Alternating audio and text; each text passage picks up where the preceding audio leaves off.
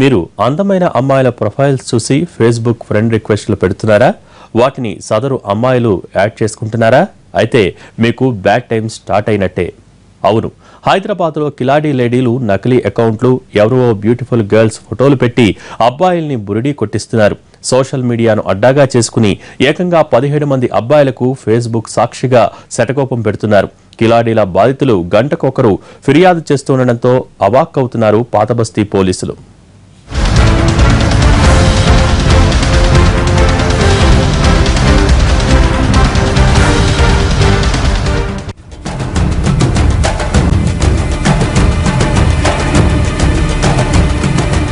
మీరు చూస్తున్న ఈ ఇద్దరు యువతులు మామూలు కాదు, కిలాడీ సిస్టర్స్. ఫేస్బుక్ ను ఉపయోగించుకుని యువకుల బలహీనతలను క్యాష్ చేసుకోవడం వీరి స్టైల్. సోషల్ మీడియాలో వీరి వలలో ఎవరైనా పడ్డారంటే అడ్డంగా బుక్ అయినట్టే.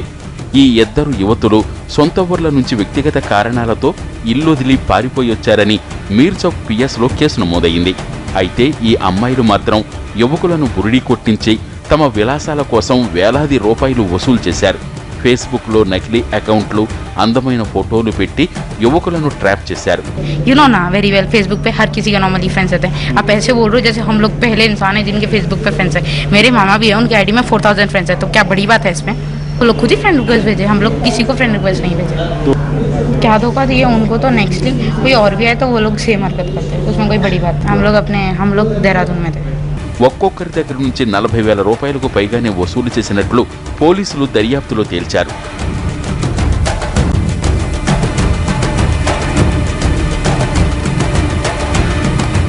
ఈ కంట్రీ లేడీల బాధితులంతా రోజుకు ఒకరు మీర్చౌక్ పోలీసులను ఆశ్రయిస్తున్నారు. పోలీసులు కూపీలాగితే దిమ్మ తిరిగే నిజాలు వెలుగులోకి వస్తున్నాయి. ఈ ఇద్దరు యువతులు 100 మందికి పైగా యువకులను బురిడీ కొట్టించినట్లు తేలింది. సోమవారం ఒక్కరోజే దాదాపు 18 మంది బాధితులు తాము మోసపోయిన విధానాన్ని పోలీసులకు వివరించారు. ఫేస్బుక్లో ఇంకెవరి ఫోటోలను తమ ప్రొఫైల్స్లో పెట్టడం, వాటిని చూసి ఫ్రెండ్ రిక్వెస్ట్ పెట్టిన అబ్బాయిలందరినీ ఫ్రెండ్స్గా యాడ్ చేసుకోవటం, వారి ఫోన్ నెంబర్లను తీసుకుని వారిని పొట్టలోకి దించి అందిన కాడికి దోచుకోవటం ఈ ఇద్దరు కిలాడీల దినచర్య అని విచారణలో తేల్చారు పోలీసులు.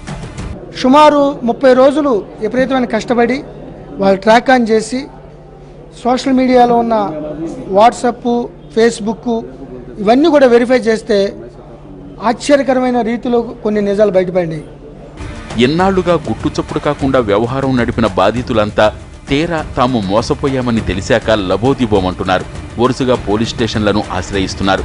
అయితే ఈ ఇద్దరు యువతుల్ని ప్రశ్నించి ఎంత డబ్బులు వసూలు చేశారో, బాధితులు ఇంకా ఎంతమంది ఉన్నారో తేల్చే పనిలో ఉన్నారు పోలీసులు.